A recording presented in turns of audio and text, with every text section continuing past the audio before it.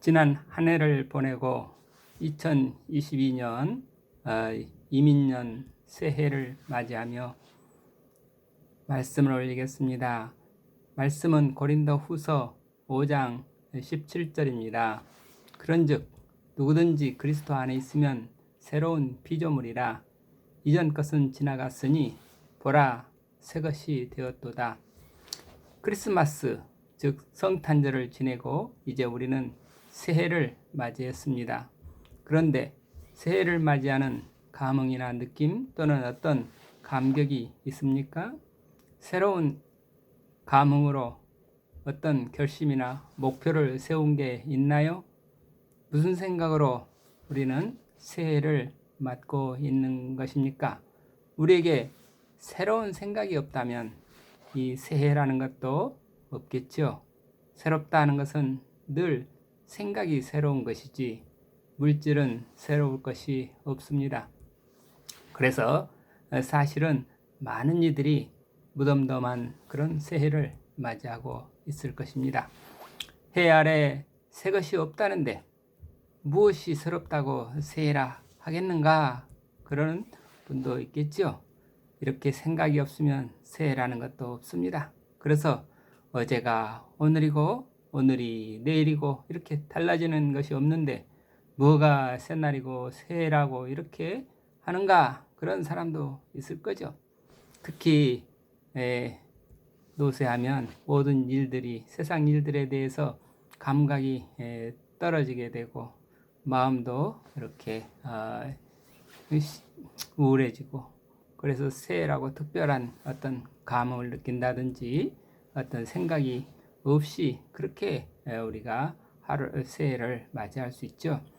몸이 쇠약해지고 기억력은 희미해지고 몸의 온갖 질병들 관절통이니 고혈압이니 당뇨, 위장병 등 여러 가지 질병이 시달리면서 하루하루 견디고 사는데 그러다 보면 무슨 새로운 생각이 어디 있겠으며 이 하루가 버티는 것만 해도 얼마나 힘드냐 그럴 수 있죠. 지금 이렇게 귀일원의 여러 이용자분들 노쇠해지고 또 동광원의 여러님들 많이 이렇게 힘드시는 분들 많죠.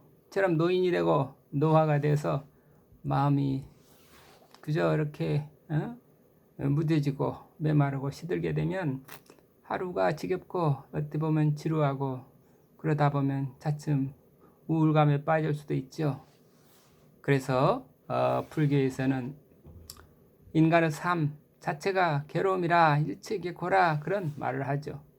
태어나는 것도 괴롭지만 이 험난한 세상에서 젊다 해도 그 생존 경쟁을 살려면 얼마나 힘드는 것입니까? 뉴스를 보면 날마다 생활고를 호소하는 그런 탄식의 소리로 가득하죠. 청년들은 일자리가 너무 부족해서 직장을 구하지 못한다고 아우성이고 또 자영업자들은 자영업자대로 그 코로나19 상황 속에서 매출이 너무 없다고 힘들어합니다. 이런 청년, 장년들만 괴로운 게 아니죠. 노인이 되면 더 괴롭죠. 생활교회에 시달리는 노인도 있을 뿐만 아니라 무엇보다도 이 질병이라든지 그리고 또 거 나가서 정신적으로 외로움과 그런 고독에 힘들어하는 그러한 삶이 노인들의 삶이라 하겠습니다. 우리는 삶에 지치고 힘들어서 우울하면 우울해질수록 우리 먼저 몸 관리를 잘 해야겠죠. 몸을 잘 손질해서 몸 성이 지키도록 이렇게 노력하는 것이 중요하겠습니다. 또 먹는 것도 제대로 제때 먹어야 되겠고 자는 것도 제때 제대로 자야 되겠고 그리고 마음의 평안을 위해서 여러 가지 좀 사람들과 같이 이렇게 뭔가 좋지 않은 사람들과 어울린다든지 그러지 말고 자연 속에서 또는 어울린다 하더라도 같이 운동을 하거나 같이 예술 활동을 하거나 같이 기도 활동을 하거나 이렇게 또 자연을 벗삼고 초목을 가꾸고 그런 고요한 시간을 갖는 것이 정서 안정을 위해서 좋겠죠. 무엇보다도 말씀을 보면서 기도하고 묵상하고 그런 성찰하는 그런 시간을 가짐으로써 우리는 영혼의 기쁨을 얻어야 할 것입니다.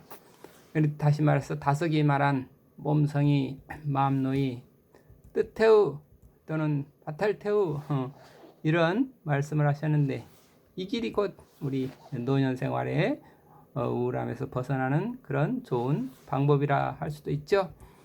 하여튼 나이가 들고 노인이 되어 느끼는 것은 먼저 세상에서 우리가 자꾸 잊혀져가는 그런 존재라는 거죠.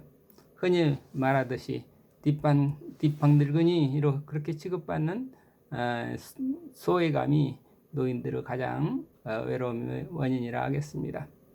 어느 유명한 배우가 노인이 되면 어떤 기분일까 직접 알아보고 싶어서 노인으로 분장을 하고 거리를 나가 보았다고 합니다. 그랬더니 지나가는 사람 중에 아무도 자기를 쳐다보는 사람이 없어서 그게 너무 충격적이었다고 합니다. 배우니까 어디를 가든지 시선에 집중을 받고 그런 게 부담이 돼서 어떻게 하면 남의 시선을 피하면서 숨어 살까. 그만큼 유명한 배우인데 딱 노인으로 분장을 하고 지팡이를 짚고 길거리를 나서니까 아무도 쳐다보는 사람이 없더라 이거죠. 그렇게 자기는 자기를 마치 옆에 사람이 있는데 사람이 없는 것처럼 그림자처럼 그렇게 취급당하는 것을 보고 노인이 되면 이런 거구나. 그래서 김지아 씨는 다음과 같은 시를 썼습니다. 나이 먹는 것, 차츰 쓸쓸해지는 것, 혼자서 우주만큼 커져 삼라만상 논일도록 이승에선 그렇게 외로워지는 것. 다시 한번요. 나이 먹는 것, 차츰 쓸쓸해지는 것, 혼자서 우주만큼 커져 삼라만상 논일도록 이승에선 그렇게 외로워지는 것. 노인은 외로운 만큼 우주로 이렇게 우주를 품을 수 있을 만큼 홀로 커져야 된다는 것이죠. 그래서 그 안에 삼라만상이 다 논일도록 품어주는 그런 빈 사람이 되어야 하지 않느냐 그런 뜻입니다. 그러니까 외로움이 곧 그렇게 축복이 될 수 있다는 것이죠. 그런데 사실은 노인만 외로운 것은 아니죠. 우리가 또 인간 가만 생각해 보면 인생이란 그 자체가 외로운 것이고 그 외로움을 극복하는 길은 오직 믿음뿐이라 하겠습니다. 마태복음 8장입니다. 어느 율법학자가 예수님께 다가와서 말했습니다. 선생님, 나는 선생님이 가시는 곳이면 어디든지 따라가겠습니다. 그러자 예수님은 그에게 말씀하셨습니다. 여우도 굴이 있고 하늘을 나는 새도 보금자리가 있지만 인자는 머리 둘 곳이 없단다. 이 세상에서 머리 둘 곳조차 없는 것이 인생입니다. 하늘을 날아다니는 새도 이 땅에서 보금자리를 들고 살고 있지만 인자는 이 세상에 머리 둘 곳조차 없다고 하셨습니다. 말하자면 우리 인생 이 땅에서는 안식할 곳이 없다는 것이죠.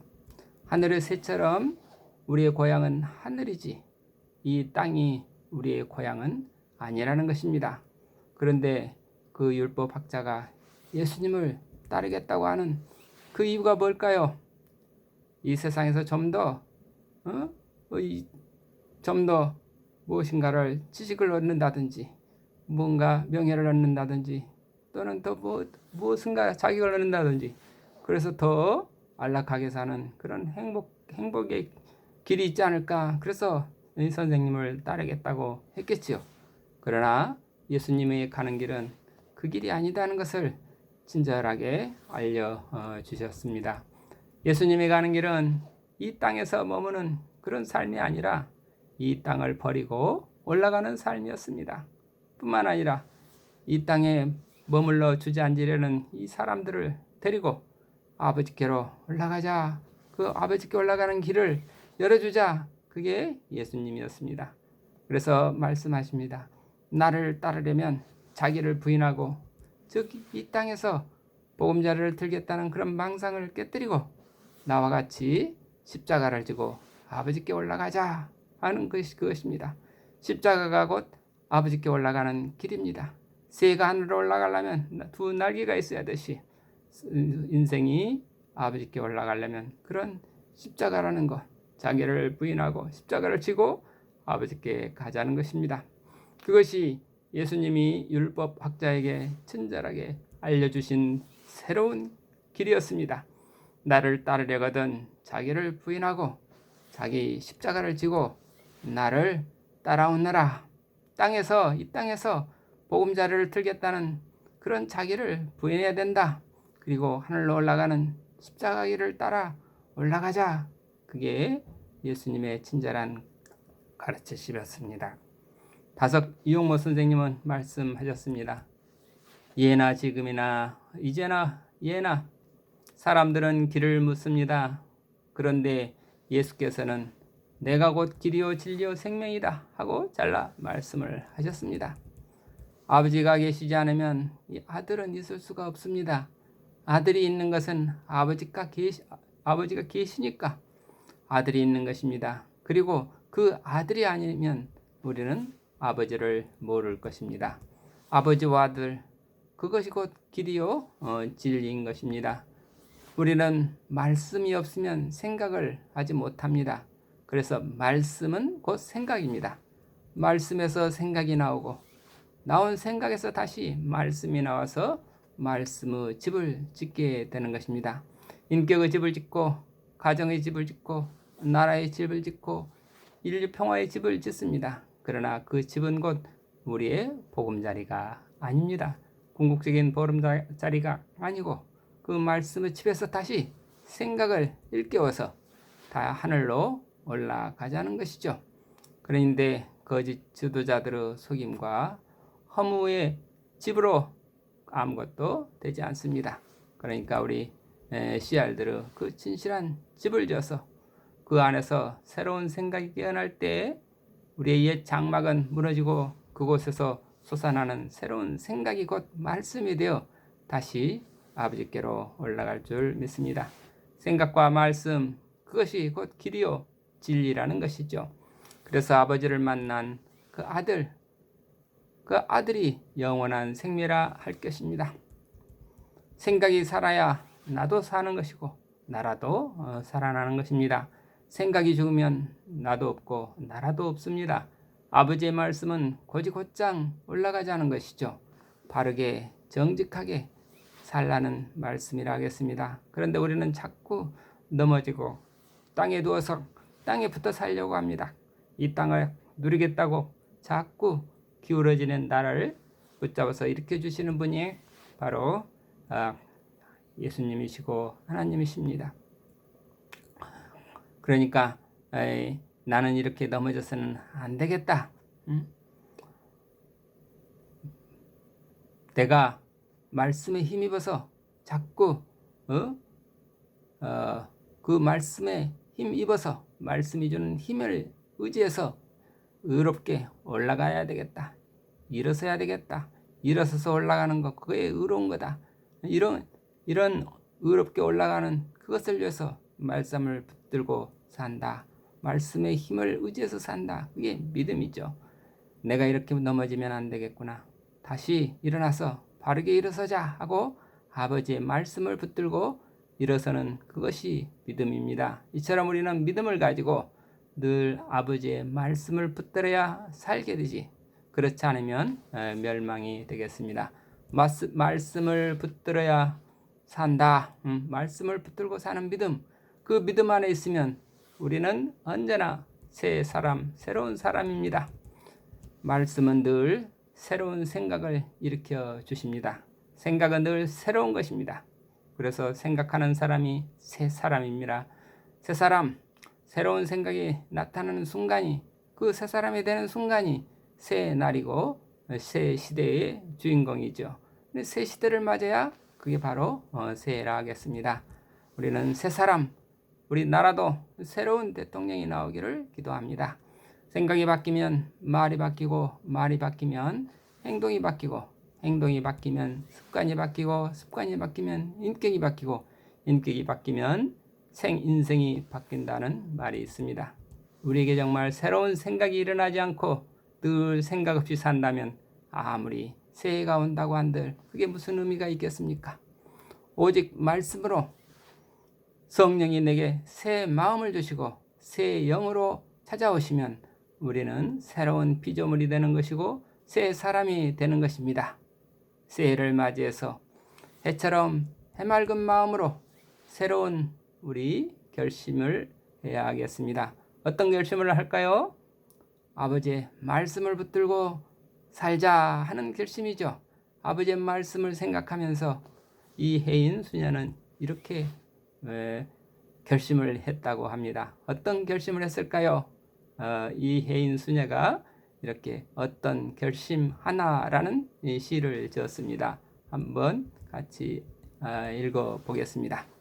어떤 결심 하나 이 해인.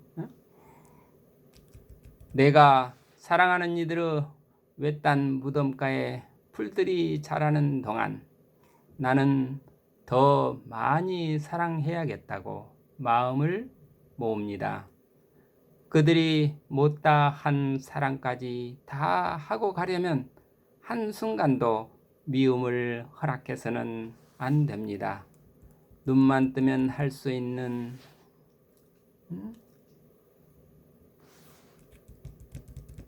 조그만 사랑을 더 많이 만들어야 합니다. 내 사랑하는 이들의 동그란 무덤가에 바람이 부는 동안 나는 더 많이 웃어야겠다고 노래해 봅니다. 그들이 못다한 웃음까지 다 웃고 가려면 한순간도 우울할 틈이 없습니다. 눈만 뜨면 발견하는 조그만 기쁨들을 더 많이 만들어야 합니다. 이해인 수녀처럼 새해는 이렇게 사랑과 감사와 기쁨으로 충만한 삶이 되기를 기원합니다. 새해란 별것이 아니죠. 새로운 생각, 새 결심으로 맞이할 때 새해가 되는 것이죠. 우리가 새로운 결심, 새로운 생각을 붙잡는 순간 우리는 새 사람이 되는 것입니다. 누구든지 말씀 안에 있으면 새로운 피조물이 됩니다. 이전 것은 지나갔으니 보라 새 것이 되었도다. 새해 새 사람이 되신 것을 축복합니다. 감사합니다.